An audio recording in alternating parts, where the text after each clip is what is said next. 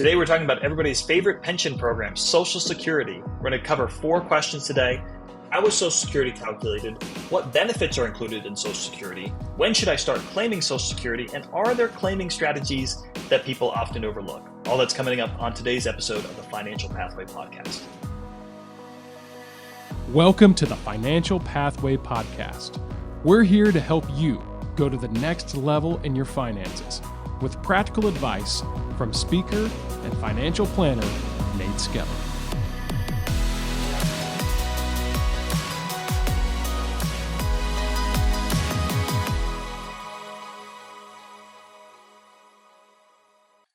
Okay, so we are continuing our series on passive income in retirement.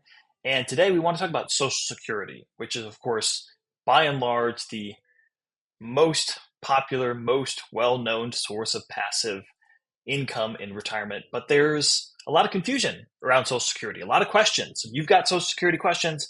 I've got Social Security answers. There are really 4 big questions I want to talk with you about today and explain things that are often overlooked, misunderstood, and just delve into these 4 questions about Social Security so that you're much more confident and knowledgeable about Social Security going forward. So we're going to talk about, number 1, how is Social Security calculated? Very important question. Number 2, what benefits are included in Social Security? We all know that there is a payment in retirement, but what other benefits come with that? You might be surprised to know that there's even more than that. Number 3, when should I start claiming Social Security? Another really important question. And then number 4, let's talk about some Social Security claiming strategies that often get overlooked. Now, understandably, a lot of people have very mixed feelings about Social Security. That's one of those topics that will usually bring to light a lot of strong feelings and emotions in people. Nobody likes taxes. You might the first thing you might think about Social Security is think about the government and Social Security taxes. And I'm skeptical about how competent our government is, especially with how they handle our money. And there are certainly criticisms that can be made, but this isn't going to be a gripe session about our federal government. It's not going to be some kind of treatise on the effects of the bureaucratic excess of a free society. I'm not going to go down that road with you today. No, this is just simply an opportunity to tell you a little bit about how Social Security works, how you can make sure that you're getting the most out of it, since your participation is mandatory, since we're all in this thing. Now, I would say, unless you're a pastor, I know there's many pastors that do listen to the podcast. As we've talked about before, I do not recommend getting out of Social Security. Pastors do have the option at the beginning of their ministry within the first 2 years to opt out. Even though you can, I've never recommended that somebody do that. Hypothetically, could you take that money and instead of paying taxes to Social Security, could you take that money and do a better job of saving and preparing for retirement on your own with that money? Yes, hypothetically, but I'll say this, in reality, that is not usually what happens. So let's start here. Let's get into a little history about how we got Social Security, just so we're all on the same page. Social Security is a social safety net program. It started all the way back in the 1930s. So if you remember, 1929 was the Great Depression, huge economic recession, and it put a lot of people in America in a very, very vulnerable state economically for a prolonged period of time. And that, of course, gave rise to Franklin Delano Roosevelt and the New Deal and a lot of new policies and proposals, and one of the biggest of them being Social Security, some type of retirement pension system to help people who were impoverished. And it was designed to be a supplemental source of income. This was never designed to be a dollar for dollar replacement of your income. It was supposed to always be a supplement for your income in retirement. On average, Social Security pays benefits of about 40% of your previous income. That's on average what it works out to, whatever you were making before retirement, and then what Social Security pays you, around 40%. Now, the higher your income, the lower the percentage is going to be. But for a lot of people who were low income going into retirement, the percentage could actually even be a little bit higher than 40%. Now, how is it paid for? Well, Social Security and Medicare, which is the health care system that you have to get on once you're 65 years old, both of those are funded through a payroll tax. So everybody that's on a payroll, if you get a W-2, or even if you're self-employed, you still do have to pay this tax, but it's not going to be on the W-2. Um, it's generally known as FICA, FICA, or if you're self-employed, they call it SECA, SECA, but it's the same tax. The difference being most employees split the tax with their employer. So if you work for a company and you're an employee, you pay half and your employer pays half. And the way it breaks down is 6.2% of your pay goes to Social Security, 1.45% goes to Medicare, and then your employer matches that. So altogether, you add that up, it's 15.3%. If you're self-employed, though, you have to pay the full 15.3% because you are the employee and the employer. So isn't that great? It is one of the challenges of being self-employed, as I can attest to. So let's get into our first question today. Now that we have a little bit of background about Social Security, where it came from, how the money is generated. Number one, how is Social Security calculated? How do they determine how much I get from Social Security when I retire? Well, in order to qualify for benefits, you do have to get to a minimum level. You have to accumulate 40 quarters. That's 10 years worth of credits. 40 credits, 40 quarters, 10 years worth. In order to earn a credit, you have to have earned income and paid taxes in those quarters. So in 2024, here's the number amount. In 2024, you have to have made at least $6,920 that you paid Social Security taxes on in order to earn your 4 credits, your 4 quarters for this year. So that works out to $1,730 a quarter. So you can see you don't have to make a lot of money in order to build up those credits. It's a fairly low bar. And once you've gotten to, again, 40 credits, 10 years worth, you are now qualified for Social Security. There's an in-between zone, 30 to 40 credits, where you're partially qualified. Very, very few people end up in that zone. If you are listening to this and you do not know if you have your 40 quarters, you can go to ssa.gov and you can check your statement and see your earnings history there. But what Social Security will do is when it comes time to retire and comes time for you to claim Social Security, they're going to look back through your history of employment and history of taxes paid and your credits, and they're going to calculate your benefit based on the 35 highest earning years. So if you've been paying into Social Security for 40 years, they're going to eliminate your 5 lowest years. If you've been paying into Social Security for only 30 years, they're still going to look at your 35 highest earning years. It just means that for 5 of those years, you're going to have a 0 entered in when they're doing that calculation to run the average over that time frame. So in other words, think of it this way. If you only just got barely your 10 years worth of credit, you're going to have 25 zeros on that calculation. So you're still going to get something, but you can see that the more years you pay into it, the more numbers you can enter into those years, then the higher your benefit's going to be. So somebody who's worked for 35 years, who's paid taxes for 35 years for somebody who's 10, they are going to get more, and you can see why.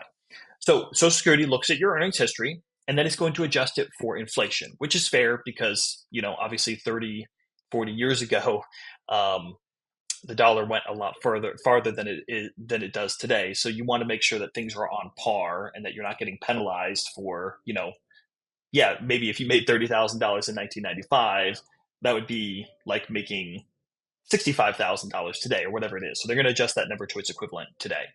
Then they take the 35 highest years and they average those numbers to get what they call your average indexed monthly earnings, AIME. So they take the 35 years, they adjust each year for inflation so that each year is proportionate to what it would be worth today. And then they're going to average all those numbers to see what that looks like. What's the average number? And again, if you have some years where you didn't earn credits, there's going to be zeros, so it's going to lower your average in that way.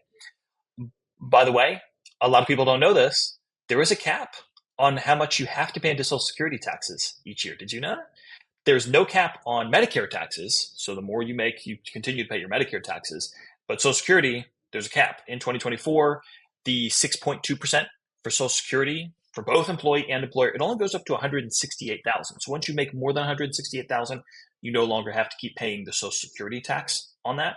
You just pay the Medicare tax. So that's good for high earners because, they get a break once they go above that line.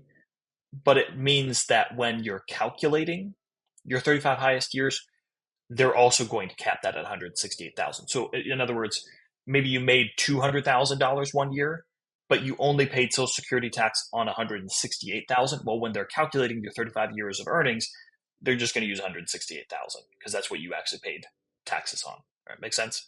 So once Social Security has calculated your average monthly earnings over your top 35, your highest earning years, then they'll use that to determine your monthly benefit. And here's how that works. You don't just, there's one more step into it. So they don't just take your average and be like, here's what you get. If that were the case, we'd be getting a lot more from Social Security. You get 90% of the first $1,174. This is what it is now, and they adjust it year by year. So this is this year's calculation. So 90% of the first $1,174, 32% of the amount between $1,174 and $7,078, and then you only get 15% of whatever is above $7,078. So similar to how we have like a progressive tax system, and the more money you make, the higher taxes you pay. This is that kind of in reverse. You get 90%, you get most of the first little bit, but then it drops suddenly down to 32%, and then really drops down to only 15% of whatever's over 7,078. So what you can see is what's happening is the higher earners aren't getting nearly as much out of it on a proportional basis, right? So in 2024, the absolute maximum, like if you earned the absolute maximum for 35 years, that would give you an AIME, an average monthly income of 13,100. So this would be the most that somebody could possibly get from Social Security for this year. And then here's how that breaks down. Of that $13,100, which is their average monthly income, they will get 90% of the first 1,174, then 32% on the middle portion, and then 15% on the highest portion. It works out to $3,849 a month. So think about that. So for the person who on average earned $13,100 a month, they're going to get a Social Security payment of much, much less than that, not even quite $4,000. This is your PIA, primary insurance amount. It's what you are eligible to receive at your full retirement age. Okay, so here's the next layer to this, and I hope you're following along with me. So average earnings, okay, great. Now you get 90% on the first portion, 32% in the middle, 15% on the very highest. Now that's what you get if you retire at your full retirement age. The full retirement age used to be 65, and it was 65 for a long time. The problem is when we started Social Security, there were 7 people paying into it for every 1 person taking out. That has reduced over time because people are living longer and staying retired. They're in retirement longer, and also because of the baby boomers generation, the number of people who are in retirement age proportionate to the number of working people has really changed. Now it's closer to 3 people paying in for every 1 person taking out, and we're moving even closer towards 1 person taking out for every 2 people putting in. So it's not sustainable. And so because of that, we've had to make some tweaks to it. We've bumped the retirement age back to 67. So for people like me, as it stands right now, my full retirement age is 67. I suspect that pretty soon we're going to be moving it back even further. We'll see. No word yet on that. So when you do that calculation, here's your primary insurance amount. Here's how much you will get if you retire at your full retirement age. But you don't have to take Social Security at your full retirement age. You could take it a little bit early, or you could take it a little bit later. And what happens when you do that? And we're going to cover that in just a few minutes. So again, if you've not looked at your Social Security benefit history and your earnings history, go on SSA.gov and go ahead and check that out now. Number 2, second important question about Social Security. What benefits are included in Social Security? What do I get from this program that I've been paying taxes into my entire life? Well, number 1, you are getting your retirement benefits. You can collect anytime from the earliest is at 62 years old. The latest would be at 70. And you get cost of living adjustments each year based on the consumer price index. So if you start getting payments of $2,000 at your full retirement age each year based on inflation, they are going to adjust the cost of living for that. And those payments will continue until your death. So that's the primary benefit. Number two, you may not have realized this though, you also get a spousal benefit. Your spouse would be entitled to 50% of your monthly benefit, regardless of whether or not your spouse has their 40 quarters of income history. So that's another great benefit. So maybe you have a spouse that never got their 40 quarters. Well, they can still get 50% of your benefit because of you qualifying for Social Security. Number three, there are survivor benefits. So if you were to die and you have minor children, your widow or widower and minor children would be able to collect a monthly benefit. And again, this is if you have qualified and got the number of credits needed. The average benefit is about $1,557 a month per widow and $980 a month per child. So again, another benefit there, and that would, for the minor children, that would continue until they reach adulthood. Number four, another benefit that's part of the Social Security program is disability.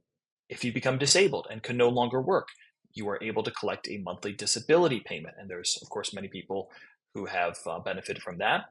And then number five, as we mentioned, Social Security and Medicare are kind of go hand in hand because you're paying both of those taxes, those payroll taxes. If you get your 40 quarters, Medicare Part A then becomes covered. When you turn 65, you must enroll in Medicare, even if you are still working and still have healthcare coverage through your employer. You still have to enroll in Medicare. Part A is the hospital care, inpatient care, and Part A would be covered if you have those 40 quarters.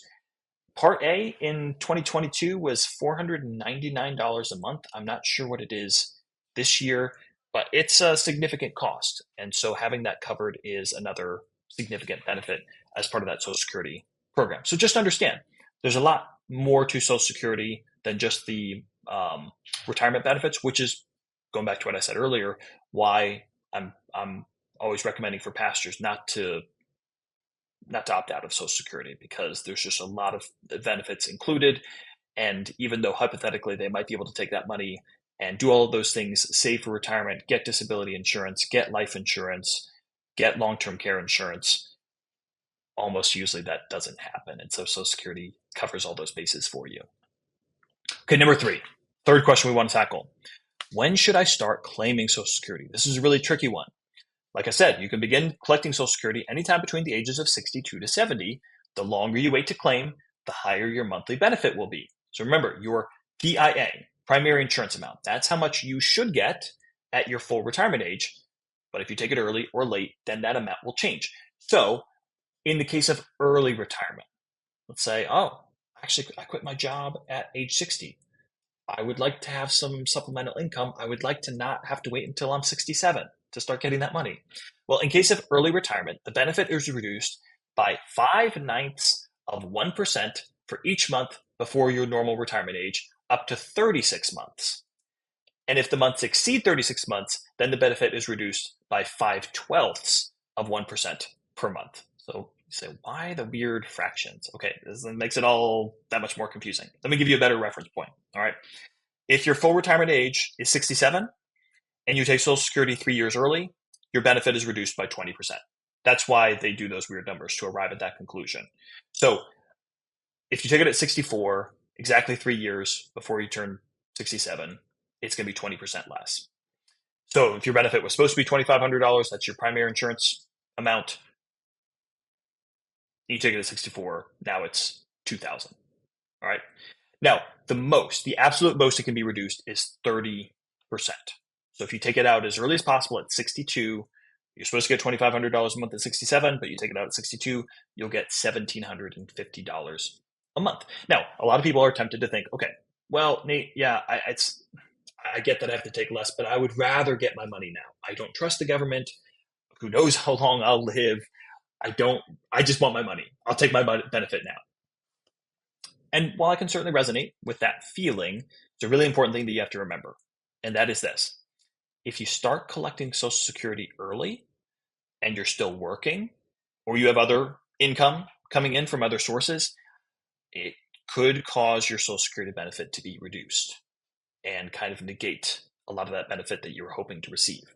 So, for instance, if you're younger than the full retirement age during all of 2020, oh well, actually, let me just read this. This is from the IRS site. Okay, if you're younger than full retirement age during all of 2024, we must deduct $1 from your benefits for each $2 that you earn above 22,320. It's a pretty low bar.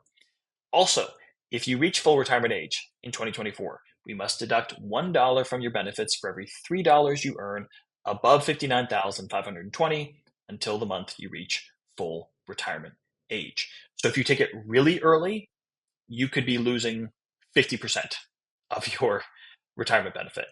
If you take it a little bit early, you could be losing about 33% of your retirement benefit. Now, the details and the calculation, that's always going to depend on the person. The point is this: sometimes people don't realize that. They say, I'm going to take my benefit early, but they're still working. And then all of a sudden they're getting a very, very small, a much, much smaller payment than they even thought, even after the reduction because of taking it early. Now, that money's not gone. Just so you know, it's not like the government takes that money and then keeps it. They're just going to withhold it, and then they'll pay you that money when you reach your full retirement age. They'll add it back into your future payments. So really what's happening is it's defeating the purpose to claim early if 33 to 50% of it could be withheld. And a lot of people don't realize that. They're like, I want my money now, but then they're still working. And so they're hardly getting, or they're getting such a small portion of that money. And yes, they do end up getting it later on, but the whole purpose of claiming it early is so that they could have it now. So you got to be very careful about that, is what I'm saying. So always be very careful. Make sure that you get some advice and make sure that you do some research to understand what the effects are of claiming early. Now, what about the flip side? What about waiting later to claim? Now, this one's a lot simpler to calculate. It goes up by 8% each year that you wait, or 2/3% each month. So each month that you wait beyond your full retirement age, you get a 2/3% bump in pay. Maximum of 24% increase if you wait until 70%. So again, using the same example, if your benefit is $2,500 at age 67 and you wait until age 70, you get $3,100 instead. So you may be thinking, okay, well, I'm trying to do the math in my head. If I start claiming at 62, I may be getting less, but I'd have an 8-year head start on the person who's claiming at 70. So doesn't that make it worth it, right? To like have more of that time on my side. Well, the break-even point on that is about age 80 to 81. So if you live past 80, you almost definitely would have gotten more money if you just waited until later to claim. That is one factor out of many to consider. What other sources of income you're going to have in retirement? Are you going to get an inheritance? You have a pension? What's in your 401k, et cetera, et cetera. So, and also, will you continue to work in retirement or not? Are you going to continue working full-time? Will it be part-time? Can you live off of retirement savings for a few years in order to put off claiming Social Security until later? So all of those things have to be considered when it comes to when should you claim Social Security. But all of those things are things that everybody needs to be aware of in order to make an informed decision. And then number 4, and lastly, Social Security claiming strategies that often get overlooked. I'm just going to touch on some of these because, again, every single time we get into these, there are many factors that complicate it, and the answer for each person is going to be specific to their situation. So I can't just give like, oh, hey, here's a great strategy. Everybody should use this. It depends. But I want you to at least be aware of them, okay? I mentioned the spousal benefit. The higher of yours or 50% of your spouse. Okay, so here's what this means. Let's say you have a spouse that has a higher income history than you. When it comes time for you to claim your own Social Security, you are entitled to the higher of either your own benefit or 50% of your spouse's benefit. So let's say your spouse is one of those people that had really high income for a lot of years, and they're going to get, $3,500 a month from Social Security. And let's say for you, you don't have a very high income history, and your benefit is only going to be $1,200. Well, you can choose between the benefit that you qualify for or 50% of your spouse's. And if 50% of your spouse's is higher, then great, you've just got a big boost. And so that a lot of people don't realize that is an option. You can always claim the higher of those two amounts. Now, in most cases that's not the case, that 50% of the spouse's benefit is going to be higher than yours, but in some cases it is. Okay, another strategy for the spousal benefit. You get the higher of the two Social Security payments when one person dies. So here's another thing to be aware of. If your spouse passes away and you are both collecting Social Security, you are now entitled to the higher of the two Social Security payments. So if your spouse had a higher benefit, you can now start collecting their benefit instead of your own. You can't take both, but you can take one of the two. And this helps with planning. So for instance, let me give you a great example here. A lot of times what it makes sense to do is to do like a barbell approach. Have one spouse start claiming early and one spouse claim late. So the one that has the high benefit and the other has the low benefit, it may make sense for the one with the lower benefit, just have them apply right away or as soon as they retire. And then the spouse with the higher benefit, they're going to wait until 70 to maximize the benefit. Why would we do it that way? Well, not only does it make it more likely that the older spouse will get more out of their Social Security over their lifetime because they're waiting until later. Remember that break-even point at 80, 81. So they'll probably get more from Social Security in their lifetime. But now, if the spouse with the higher income dies first, now the other spouse gets a much higher monthly benefit because you locked it in at a much higher level by waiting until 70. So that can be a very helpful thing. And then last strategy has to do with divorce, which of course is a sad reality that many of us deal with in our family dynamics. But something that a lot of people are not aware of is if you are age 62 and you are unmarried, but you are divorced from someone, you are entitled to Social Security retirement or disability benefits. You may be eligible to receive benefits based on his or her record. Okay, so in order to be eligible, you must have been married to the ex-spouse for at least 10 years or more. And if you have since remarried, then you can't collect benefits from your former spouse's record. So in other words, let's say you have a couple, they were together for many, many years, but now they've separated, now they're divorced. And one spouse is now reached retirement age, but they have not remarried. They would be able to still claim Social Security based on their ex-spouse's benefit. So you're also entitled to benefits on your own record. You can go off of your own history, but the amount must be less than you would have received from your ex-spouse's work. So in other words, you're going to get paid the higher of the two benefits for which you're eligible, but you're not going to get both. You're not going to double dip. So these are all things that I wish more people were aware of, just understanding how Social Security works, how your payment gets calculated. What does it mean? What are all the benefits included? When's the best time to start claiming?